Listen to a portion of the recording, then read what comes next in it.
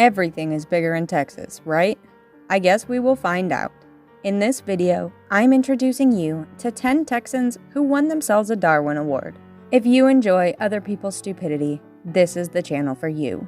Please leave a like, and while you're down there, subscribe so you never miss a new video. Alrighty, let's dive in. Number 10. Lice Ends to cure. For anyone who works with children, the probability of catching lice is incredibly higher. For one Texas woman, catching lice from the daycare she worked at would prove to be deadly, but it wasn't the lice that caused her demise.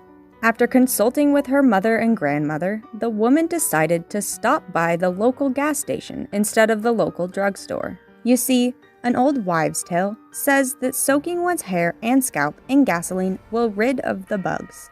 To some extent, it is true. However, lice are not the only creatures liable to suffer damage during this procedure. After soaking her head in gasoline, the woman was in the mood for a smoke. She ever so carefully washed her hands, covered her head with a towel, and stepped outside to light up. Shortly thereafter, the daycare worker was no more. Although it may be safe to say she had rid herself of head lice. I honestly do not know which is more disturbing. That this woman was so lacking in common sense as to douse her head in gasoline and then light a smoke, or that she was entrusted with several children's lives on a daily basis. Number 9. Tide waits for no man. One Texas local said, "Crystal Beach is a great place to go on a summer day to watch folks with out-of-state license plates fly through the surf. Even funnier is when they park and watch the tide come in, shifting the sands and burying their axles." In May 2005, after surf fishing on Crystal Beach, John was fatigued, but unwilling to call it a night. The full moon threatened to disturb his nap, so John curled up for 40 winks in the darkest place available, underneath his truck, which was parked on the beach. The next morning, a truck was reported abandoned at Crystal Beach. A tow truck driver was called in and had barely moved the truck a foot when he found a 37-year-old man embedded in the sand underneath. It turned out that the truck was not abandoned after all. As John slept, time passed and the tide rolled back in. The wet sand shifted beneath the truck's weight, and poor John was trapped beneath it, unable to escape. The beach became his final resting place. Number 8. No diving. If you fly over Houston, you will see the sky blue rectangles of countless backyard swimming pools. A Houston man decided to join the club and purchase his own above-ground pool in June 1998. He selected the location, and the pool was installed by an independent contractor a few days later. He rated all aspects of the installation as excellent. A few weeks later, the new pool owner was swimming with his friends and enjoying a few 4th of July drinks. In an unprecedented show of bravado, the man decided to climb onto his patio roof and dive into his pool. The man was 6 feet tall. His pool, typical for an above-ground pool, was 4 feet deep. So when his head hit the bottom, his legs were sticking 2 feet out of water.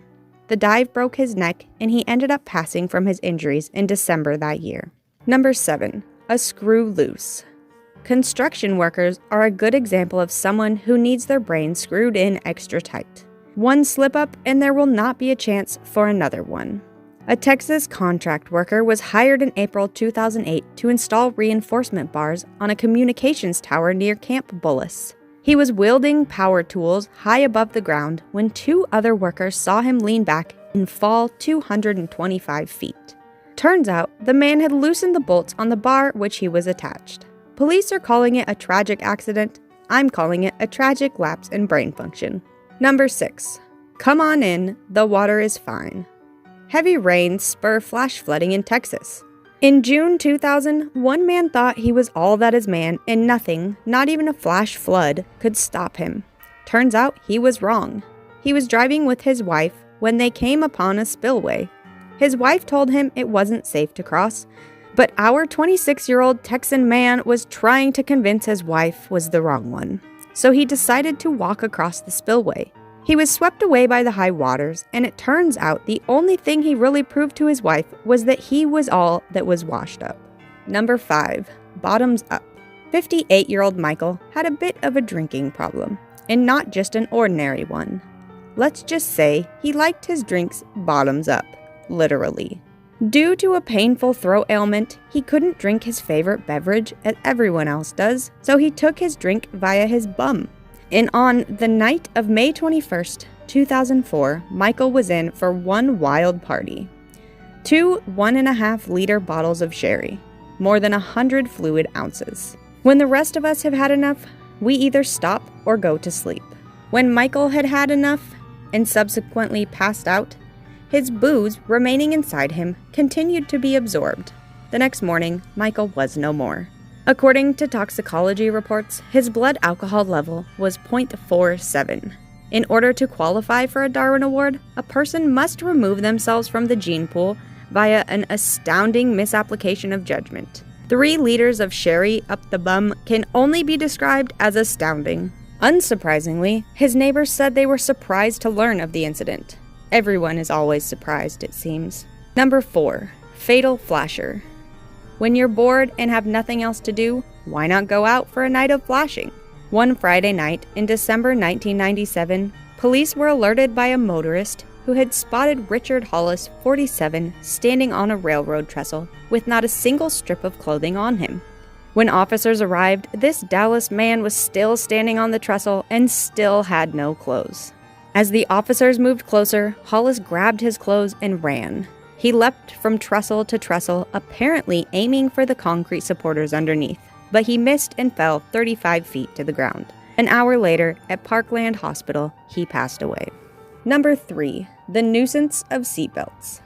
In September of his senior year, 21-year-old Derek wrote an impassioned declaration of independence from seatbelts for his college newspaper. Although intrusive and ridiculous, seatbelt laws saved thousands of lives a year, according to statistics from the U.S. Congress. Derek concluded with the statement, "If I want to be the guy that flirts with death, I should be able to do that."